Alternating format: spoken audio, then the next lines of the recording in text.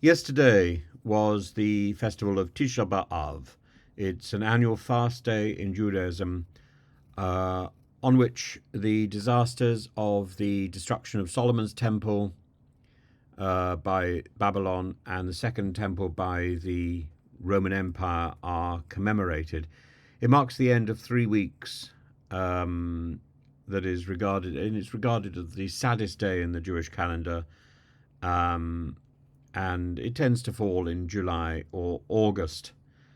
And it includes the 5 prohibitions, a 25-hour fast, the reading from the Book of Lamentations, which mourns the destruction of Jerusalem, and the recitation of a series of liturgical dirges that talk about the loss of the temple and of Jerusalem, sometimes thinking of the 10 martyrs, the 10 rabbis living at the time of the Mishnah, who were martyred in Jerusalem by the Romans during the destruction of the Second Temple. Their story is described by in the Midrash Ela Ezkerah, and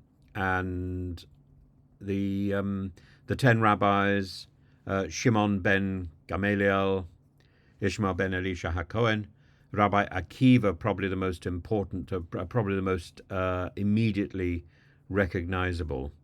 But it's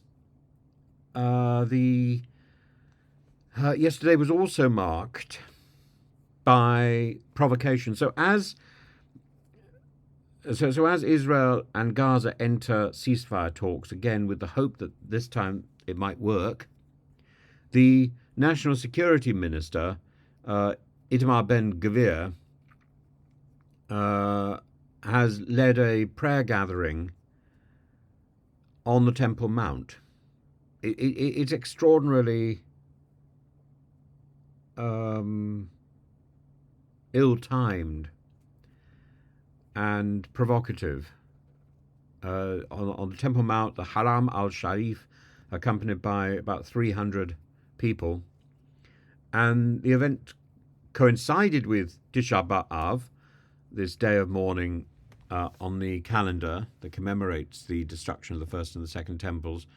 But it's such a contentious thing to do on a site, yes, revered in Judaism as the Temple Mount, yes, also revered in Islam as the noble sanctuary, the home of the Al-Aqsa Mosque, the Dome of the Rock. It's been described it's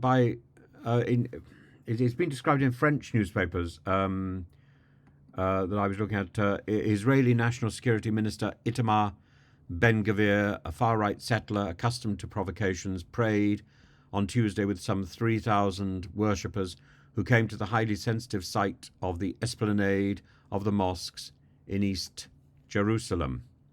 And the statement captures the essence of how Ben Gvir's actions are perceived by many, not merely as an act of worship, but as a calculated political gesture aimed at altering the status quo. The historical and the religious sensitivity of the Temple Mount cannot be overstated. After Israel's capture of East Jerusalem in 1967, a fragile status quo was established. Jews and non-Muslims were allowed to visit the site but prohibited from praying there.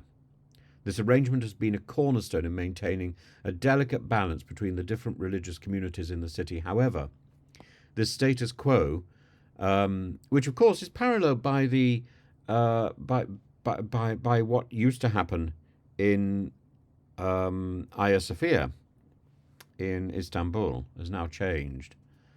But it's the presence of thousands of people waving Israeli flags, conducting prayers, marks a significant deviation from this agreement to try to avoid provocation. The Jordanian Waqf, the Islamic trust that administers the site, has condemned these actions as an attempt to Judaize the area, claiming it violates international agreements and further destabilizes the region. I think there's everything to promote the idea of the multiplicity of prayer in any place. But this is a sensitive time, and this is not the time to be pushing forward to multi-faith demonstrations. As ceasefire negotiations are underway, Ben Gvir's rhetoric underscores a resistance to any form of compromise or peace talks with Hamas. In his own words, he said that we're in the middle of a war. Critically analysing the situation, we must consider the broader implications. He rejects any possibility of negotiation, calls for a continuation of military actions.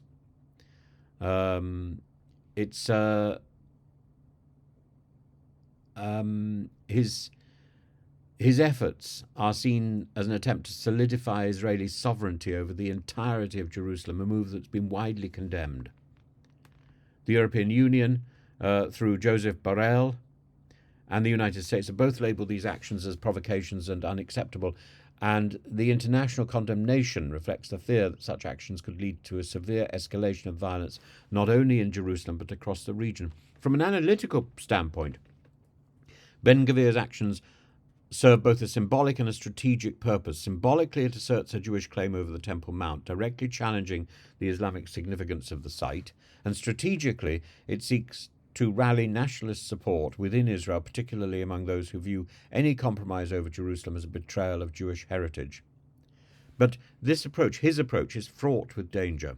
It risks inflaming tensions to a breaking point. It undermines any diplomatic efforts to achieve peace, and the juxtaposition of religious fervour and political ambition on such a highly sensitive issue has historically led to cycles of violence and retaliation. And the question that I think people should ask is whether such provocations serve the long-term interests of peace and stability, or they merely stoke the fires of conflict.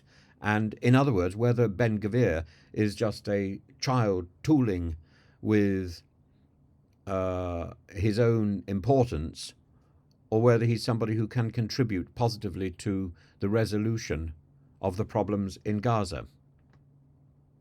The prayers on the Temple Mount, led by Itamar Ben Gvir, are far more than a religious act. They are a potent symbol of the ongoing struggle over Jerusalem's identity and control. And as ceasefire talks commence, these actions are an attempt to undermine and to the talks, to galvanize efforts towards peace.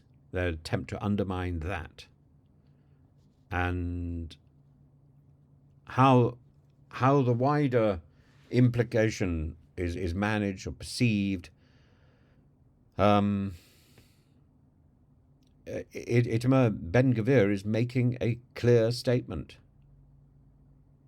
and I think people need to see his statement in terms of a challenge to the historical, religious, political complexity,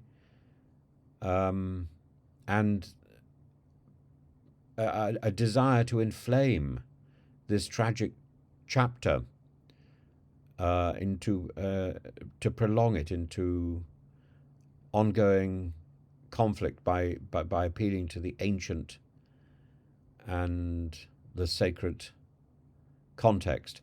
I can understand why Netanyahu would want to keep this conflict going, because the longer it goes on, the less chance there is that he's dragged into court. But this is scurrilous behaviour. I don't think there's any question about it. Equally, I think the news that Biden has just released another is it 20 million pounds worth of military aid to Israel. It seems irresponsible. The timing of all this seems irresponsible. I'd love to know your comments anyway.